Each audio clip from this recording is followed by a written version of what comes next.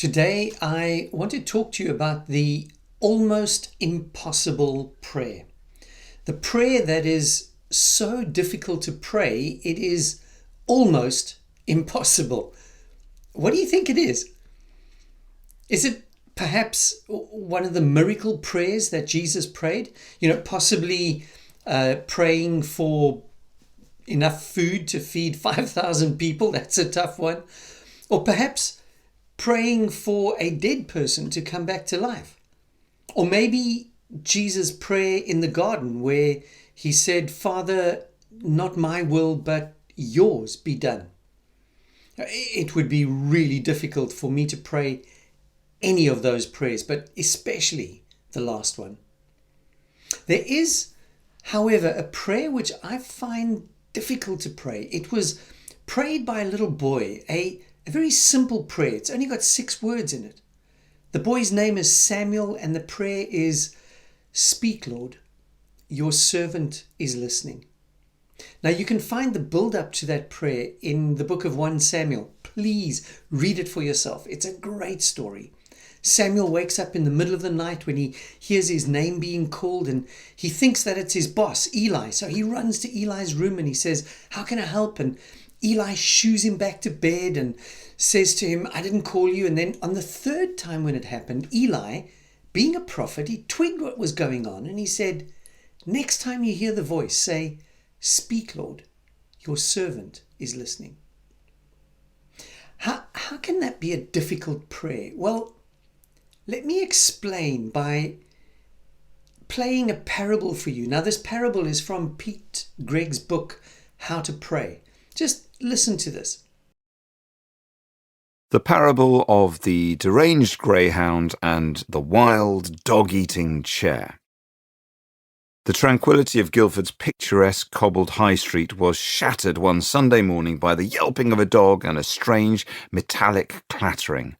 Suddenly, a crazed greyhound came scrabbling around the corner with its whippet tail between its wild legs, weaving between shouting shoppers, frantic with fear and hotly pursued by one of those cheap chrome bistro chairs. The chair, which was attached to the other end of the dog's lead, seemed alive, like a dancing snake, weaving and flailing, striking and biting at that terrified animal's rear. Perhaps the dog's owner was still inside, unaware of his pet's plight, innocently queuing for coffee.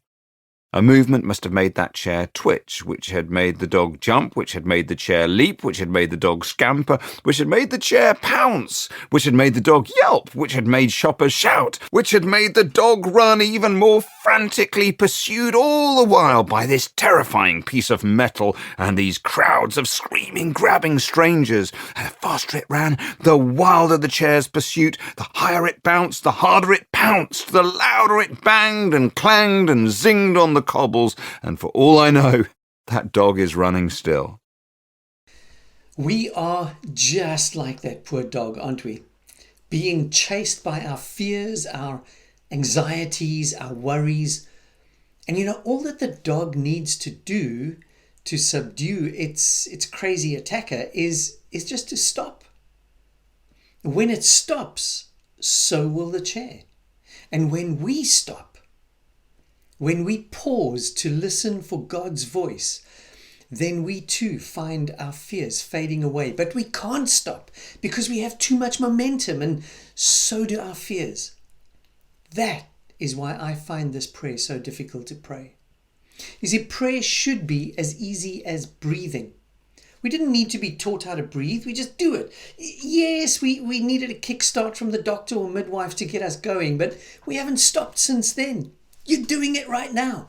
In, out, inhale, exhale.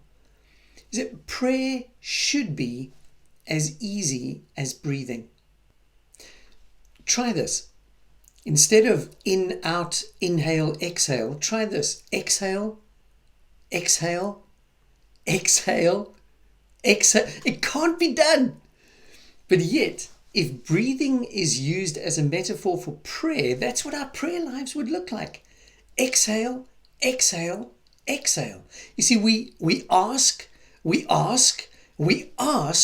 more than we listen. Remember that that loved him, what a friend we have in Jesus. The lyrics are, what a friend we have in Jesus, all our sins and griefs to bear. What a privilege to carry everything to God in prayer. Oh, what peace we often forfeit. Oh, what needless pain we bear, all because we do not carry everything to God in prayer. Now, A.W. Tozer is known to have said, Christians don't tell lies, they go to church and sing them. Now, these lyrics are not a lie, but they're not the entire truth, are they? Do we receive peace when we present everything to God in prayer? God, this is what I'm worried about. Jesus, please help me because I'm afraid of this bistro chair that's chasing me. Request, request, exhale, exhale, request, exhale, exhale. That doesn't give peace. The peace comes when we stop and listen. Speak, Lord. Your servant is listening. So perhaps prayer is not as easy as breathing. So let's think of another analogy. Maybe prayer is as easy as riding a bicycle. You never forget how to ride a bike, but we did need to be taught. We needed to practice. There were skills to be acquired. Now, that sounds more like prayer. It's as easy as riding a bicycle. So if I can just learn how to pray and then practice it, I'll get it right. Don't get too excited because there's another problem. Let me play you a video. You've heard people say it's just like riding a bike, meaning it's really easy and you can't forget how to do it, right? But I did something. I did something that damaged my mind. It happened on the streets of Amsterdam, and I got really scared, honestly. I can't ride a bike like you can anymore. Before I show you the video of what happened, I need to tell you the backstory. Like many 6-year-olds with a MacGyver mullet, I learned how to ride a bike when I was really young. I had learned a life skill and I was really proud of it. Everything changed though when my friend Barney called me 25 years later. Where I work, the welders are geniuses and they like to play jokes on the engineers. He had a challenge for me. He had built a special bicycle and he wanted me to try to ride it. He had only changed one thing. When you turn the handlebar to the left, the wheel goes to the right. When you turn it to the right, the wheel goes to the left. I thought this would be easy, so I hopped on the bike ready to demonstrate how quickly I could conquer this. And here he is, ladies and gentlemen, Mr. Destin Sandlin. First attempt riding the bicycle. All right. So the faster I go, the better. Yeah. I couldn't do it. You can see that I'm laughing, but I'm actually really frustrated. In this moment, I had a really deep revelation. My thinking was in a rut. This bike revealed a very deep truth to me. I had the knowledge of how to operate the bike, but I did not have the understanding. Once you have a rigid way of thinking in your head, sometimes you cannot change that, even if you want to. See, he couldn't ride the bike because the steering mechanism had been reversed. And we can't stop and listen to God because there is no silence. The world in which we live is full of distractions. Now, we might not think our lives are busy, but that's only because we are so used to this pace of life, to this way of riding the bicycle. Here's another video of a professional bike rider who practiced riding the backwards bike, and then he tried to ride his normal bike again afterwards. 3 tools Charles, our bike riding expert, is using to recalibrate his own senses to conquer the backwards bike in Times Square. Will practice make his senses perfect? So tell us, what have you been doing with this bike? The first time I got on it, I wasn't able to go a foot. Couldn't get my feet to the pedals. Steering was very counterintuitive. It was certainly like being a 5-year-old again. Your brain automatically wants to use this pathway that is previously built. So not only are you learning a new skill, you're overcoming this old skill. So you've been practicing? Yes. And during that time, you didn't ride your normal bike at all, right? Right. So there was no regular steering. Only the reverse steering. You ready to give it a shot? Yeah. All right, let's do this.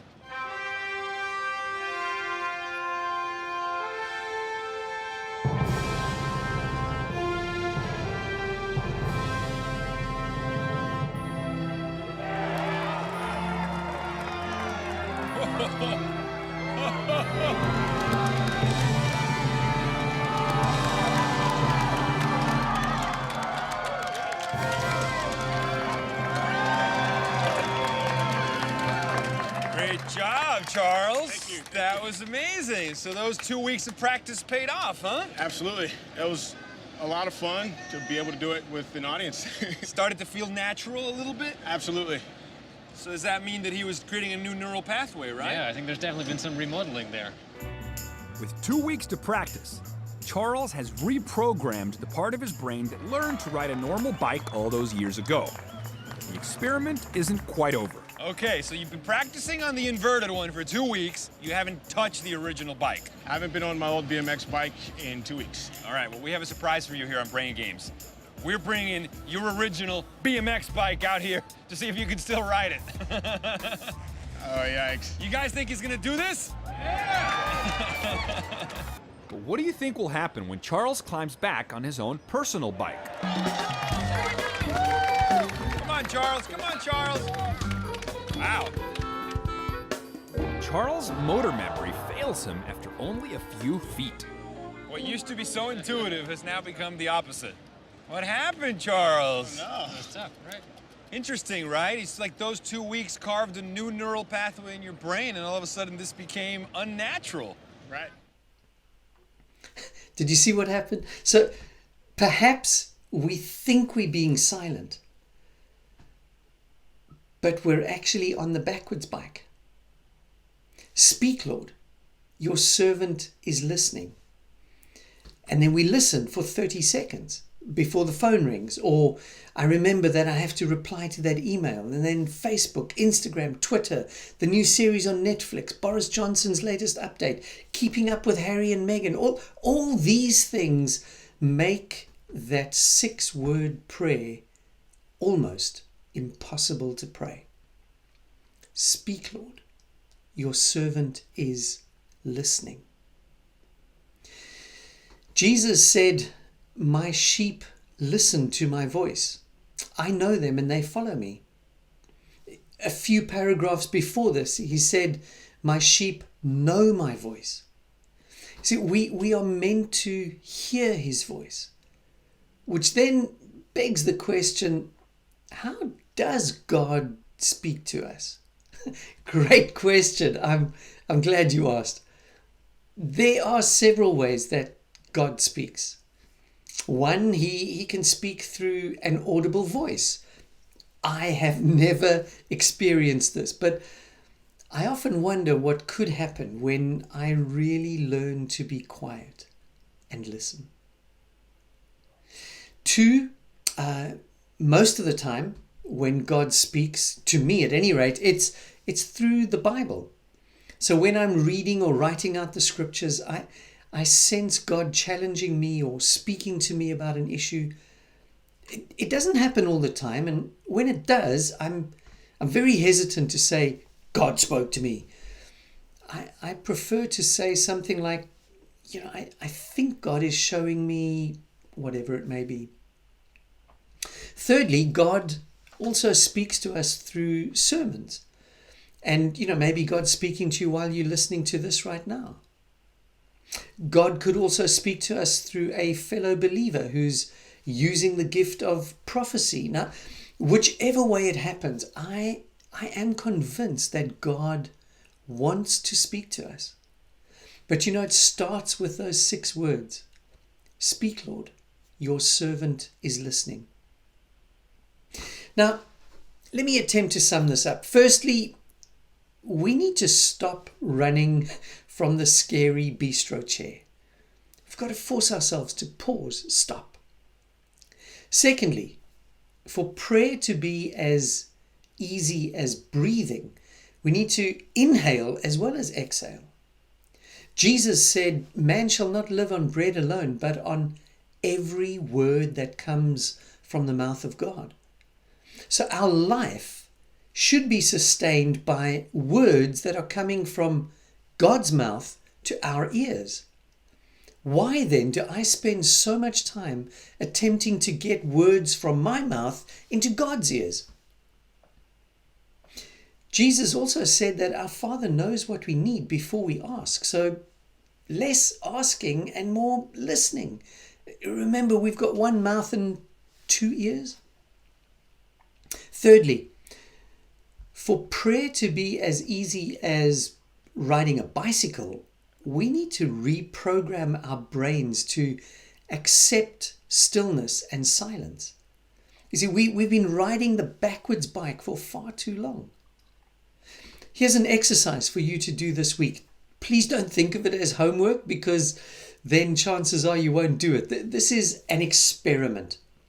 Get a stopwatch and time how long it takes for you to have 3 minutes of uninterrupted silence.